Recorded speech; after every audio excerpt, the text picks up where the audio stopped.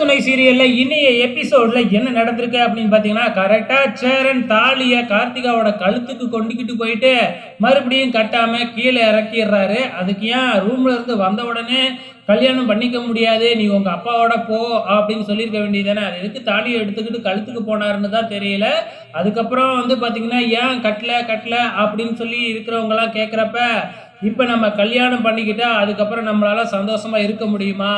அங்க உங்க அப்பா, அம்மா உனக்காக பார்த்தீங்கன்னா, ஒரு மாப்பிள்ளைய பார்த்து கல்யாண ஏற்பாடுலாம் பண்ணிட்டாங்க. விடிஞ்சா கல்யாணம். இப்ப நீ நான் உனக்கு தாலி கட்டிட்டா அங்க என்ன நடக்கும்? உங்க அப்பா, அம்மா இல்லாம உன்னால வாழ முடியுமா? அப்படி இப்படின்னு பார்த்தீங்கன்னா, நம்ம சேனலோட பக்கம் பக்கமா டயலாக் பேசுறாப்புல. இங்க நடேசன் இருந்துட்டு, "நீ இப்படிலாம் பண்ணிக்கிட்டு இருந்தன்னா, உனக்கு இந்த ஜென்மத்தில கல்யாணமே நடக்காதுடா போடா" அப்படின்ட்டு வெறுத்து போய் வெளியில ஓடிர்றாரு. இங்க சோழன் எவ்வளவோ ஃபோர்ஸ் பண்ணி பார்க்குறாப்புல சேரன. ஆனா சேரன் முடியவே முடியாது அப்படின்னு சொல்லிடுறாங்க. அதுக்கப்புறம் பார்த்தீங்கன்னா, கார்த்திகா இப்ப நீங்க என் கழுத்துல தாலி கட்டலன்னா, அதுக்கப்புறம் என்னைய நீங்க பார்க்கவே முடியாது மாமா அப்படின்னு சொல்லிட்டு கிளம்பிடுறாங்க. ஸோ இப்ப கார்த்திகாவ அவங்க அம்மா, அப்பா அழைச்சுக்கிட்டு போறாங்க. நம்ம சேரன் அப்படியே வாசல்ல நின்னு ஃபீல் பண்ணி பார்த்துக்கிட்டு இருக்கிறாப்புல. மறுநாளும் விடிஞ்சிடுது.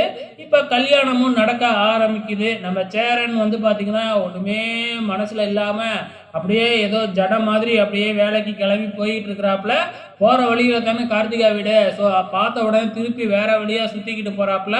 அங்க போய் வேலை பார்க்குற இடத்துலயும் பார்த்தீங்கன்னா, ஒழுங்கா வேலையே பார்க்காம அதையே நினைச்சுக்கிட்டு ஃபீல் பண்ணிக்கிட்டே இருக்கிறாப்புல. ஸோ இன்னைய எபிசோடு இதோட முடிஞ்சிடுச்சு. வெயிட் பண்ணி பார்க்கலாம் நாளைக்கு என்ன நடக்குதுன்னு.